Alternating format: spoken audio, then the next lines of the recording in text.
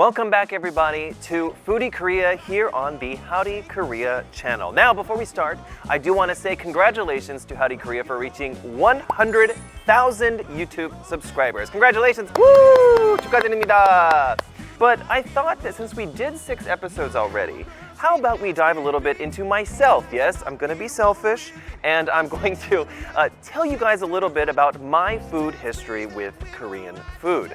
Now, of course, I was born in the United States. I'm mixed, so my mom is Korean and my dad is American, so I've had the best of both worlds when it comes to culinary experiences. All right, so if you've lived in Korea and you were here in the 90s and 2000s, this kind of place is going to be a little bit familiar to you. We have a place here that specializes in the old-style, old-fashioned tteokbokki. And as you can see, there's lots of really cool things surrounding us here. I was amazed first walking in here. Oh my gosh, 감사합니다. Wow, look at this. Now this, you've probably seen this before, tteokbokki, which is rice cakes, and we also have omuk, which is a fish cake, and in a spicy sauce. She gave us also some little kimbap. The star of the show, and the thing that I ate the most when I was young, this is called sundae, and it is a sort of blood sausage. Inside of a pig intestine, they put glass noodles and various other things, and you know, everywhere is different. And the different regions in Korea have different types of sundae. Now, if you go to a place like Jeonju, they have these giant sundaes. I got this a lot in the United States. It wasn't like today where Korea is really popular and everyone knows BTS and Blackpink and Korean dramas and all of this. Not many people really knew much about Korea, so getting this kind of authentic Korean food was not that easy. So my family would go to H Mart. My mom would always get tteokbokki, sundae, Korean style hot dogs, you know, that kind of thing. Now, one day I remember when I was young, I was probably like 13. We were driving back from H Mart to go home. And I was eating sundae in the car, right? Just with my hands. And I asked my mom, it never crossed to me to think about what it's made of. I never really thought about it. I didn't speak Korean at the time, so. What is sundae made out of? And she said it's made out of pig intestine and glass noodles and blood. And that freaked me out. I was unaware of what it was made of. Now in Korea, this kind of thing is like, it's well known, you know, it's not a big deal. In America, it's not as common to have those ingredients. It freaked me out what it was made out of. And I didn't eat sundae for like 7 or 8 years. I'm gonna give this a try and I'm gonna taste it. I'm gonna dip in the salt, of course. Look at that. They call it glass because you can kind of see through it. I can see the light through it. Let's give it a try. Dip it in some of the sauce.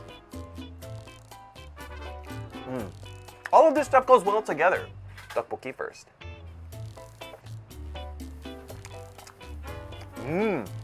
If you are tolerant of even a little bit of spice, this isn't going to be spicy for you at all. So you break up the entire boiled egg into the tteokbokki.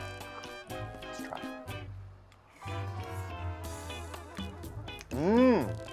It makes the tteokbokki kind of creamy.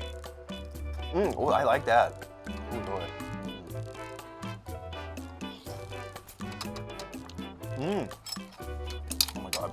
And you know, back in the day, like I said, Korea is not like it is now. Nowadays, Korea's like, it's certainly become a driving force, but back then it wasn't like that. For example, I used to bring kimbap to school. My mom would pack kimbap in like a Budaejjigae, and my friends were really unfamiliar with it. And you know, at the time, they were like, they thought seafood was gross. They thought it was, you know, just really kind of a food that they never wanted to try. It's the whole thing of open your mind a little bit and try something, and you'll find that maybe you just might like it a lot more than you might think. For the sake of the video and for the sake of flavor, I would say come try this because this place is really good.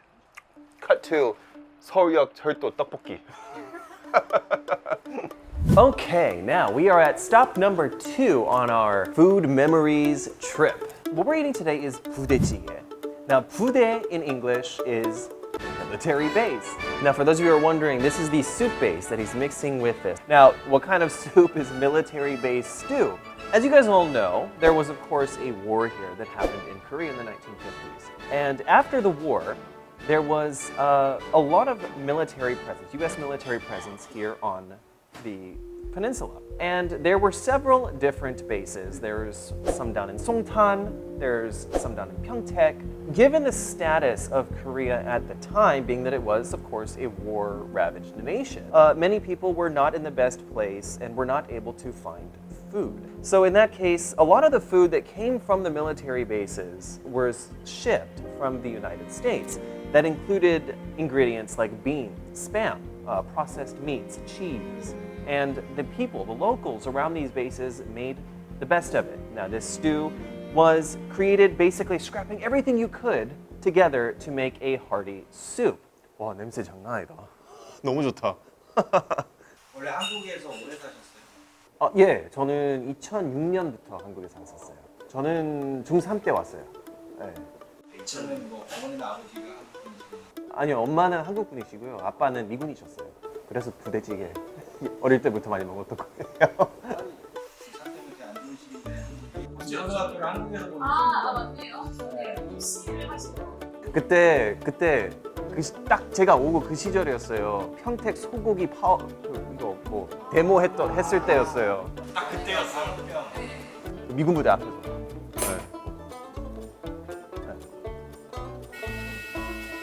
Let's go ahead and take a look and see how boiling it is. Oh my heavens. Wow, okay, so now it's time to mix it. 다 적어야 되는 거죠, 사장님? 콩나물 넣고.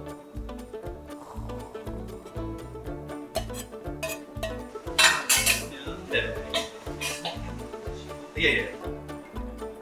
Look at that. Let's give it a try first.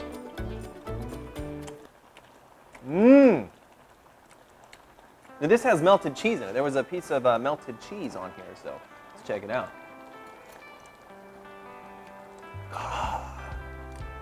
This one is based on beef stock. It definitely makes for a very savory flavor. It also has tons of meat in it, so the meat, as it cooks, really gives a lot of flavor as well. Let's take a bite. In 2006, when I came to Korea for the first time, my dad was stationed at Osan Air Force Base. And the Air Force Base has been there since the Korean War. So the budaejjigae around Songtan has become very, very famous. So I ended up eating it quite often. Me and my friends, we ate budaejjigae on prom night. All of our friends lived in apartments near each other. The only place that was open that could accommodate all of us, it was something that we all liked. And it was something that all of us really, because we were all military kids, we all grew up eating it. How romantic. Now, fun fact, I'm Joel, I'm the host of Foodie Korea. In the year 2009, I was prom king. So, what our lovely 사장님 did for us was sauce that helps make the savory flavor of the budaejjigae and a big block of ramyeon. Kind of like a dessert. It's not sweet, but it is a dessert. Put in some ramyeon, and then you go for round two. Now, I myself like it not to be super, super well done. I like it to be a little bit rougher when you eat it. So, I'm gonna go ahead and, oh my God.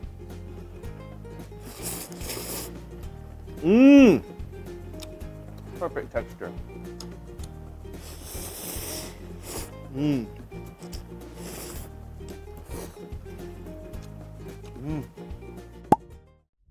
On our way to our next destination, I picked up a little snack. Now, this is the one in particular that, I had mixed feelings about talking about because it reflects a certain time of my life when things were a little bit harder than, you guys might think, me being as jolly as I am. But that is what I ate most during my idol career. It's Hansot! This is called kopbap, or like cup rice. Now, it's more of a big bowl than a cup. Now, the reason why I'm eating this is that it all started with my training period. Luckily, our company did pay for some of our meals. Now, we didn't have a lot of options, however. One of those options was Hansot, because, it was very, very affordable for us to eat, all 9 of us. And when I say we ate this a lot, we ate this for 6 months straight. And I think this is my first time eating Hansot in 11 years. I ordered today a very specific thing from Hansot's menu, and that is the chicken mayo. So this is what I ate every day for 6 months. Now, depending on how much you like mayo, you can put all of it in. I never really put everything in. I just put maybe about everything. Now here we have Hansot soy sauce. Once again, not everything for me, but so this is before mixing. Ingredients, not mixed yet. So we're gonna mix this. We would wake up at 9 o'clock. No. We would wake up at like 8 o'clock. At the time, our manager would pick us up. He would take us to the gym. We would work out from 9 to 10. And then we would go to 연습실, or the practice room, and we would practice all day. And then lunch would come, a big box of Hansot would come. And we would all gather on the first floor, and we would pick out our Hansot, and we would all eat it, and then go back to practicing. And then we would all go home at 9 o'clock, and we did that every single day except Sundays, where the Hansot would get delivered to our sukso, or our dorms. So Hansot was a good friend during those days. So thank you, Hansot, for being there for me. So let me try it, and maybe I'll like learn to love Hansot again after all these years. It's been quite a while, so let's go ahead and give it a try, shall we? To the infamous, the famous, the lovely chicken mayo tteokbokki from Hansot.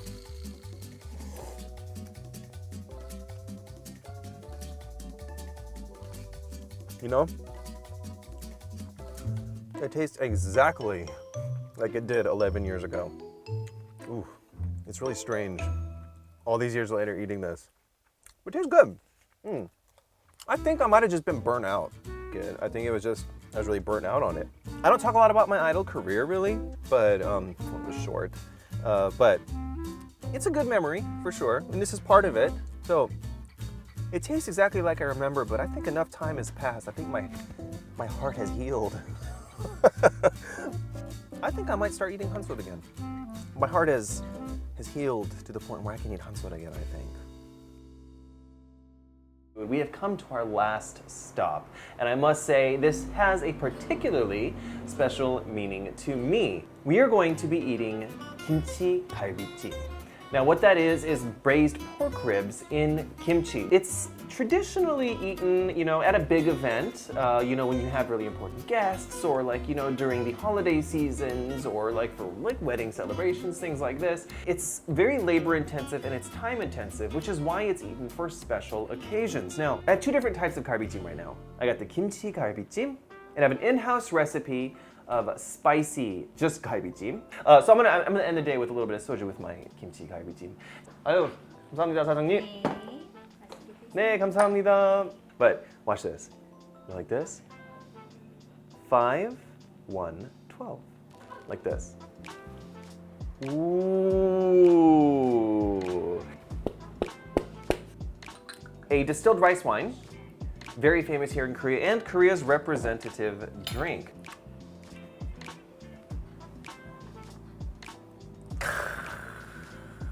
So in Korea, they have an old saying. If you drink soju after work, you will either get bitter or you will get sweet. If your soju is bitter, it means that you didn't necessarily have a great day, but if the soju tastes sweet, that means that you had a very productive, successful day, and things are good. So let me tell you, right now, it's pretty dang sweet. The one thing I do remember about kimchi galbijjim is that the day before I left home to go to college, and I was 18 at the time, it was my first time ever leaving home, my mom actually made it as my last meal at home every time I go back to the States. And I do go back to see my family maybe once a year. The truth is, I always ask my mom, I want your kimchi galbijjim. That's the first meal I want when I get off the plane and I go home. Now, I'm not going to compare it to my mama's galbi kimchi because hers is the best, but I'm going to try this and see how it tastes. Let's do it. Big, big slices of kimchi. Look at that. Is that not something?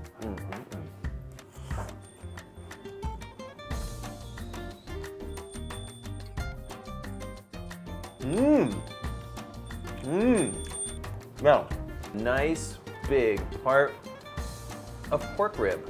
Look at that.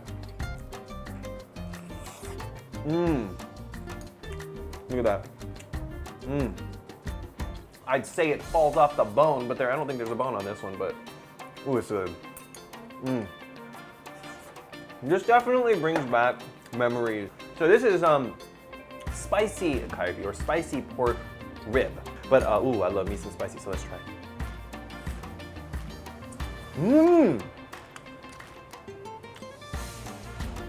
Not that spicy. It's spicy.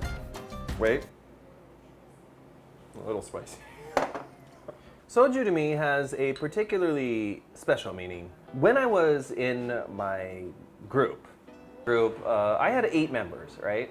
And I feel like there was no better way to bond with your friends, in this case my members, than over soju, especially after a good day or after we finished like 활동 or promotions for an album, or we did some big event. We would always get together and, you know, have some soju together. And you know, being in the idol industry, it's fickle, it's difficult, and there's gonna be situations where you're not necessarily close to every single member. And I'm being completely honest with you, and I think if you look at any of the groups that promote in Korea, like, not everyone's gonna get along all the time. And while I'm connected to all of my members, I don't necessarily talk to every single one of them daily, you know? Like, we're all on good terms, but like, you know, we go our own separate ways and we all do our own things in life, and you know, that's kind of how it is. But when we do get back together occasionally, mostly at my members' weddings when they get married, but when you do get back together, you know, we always talk about the same things.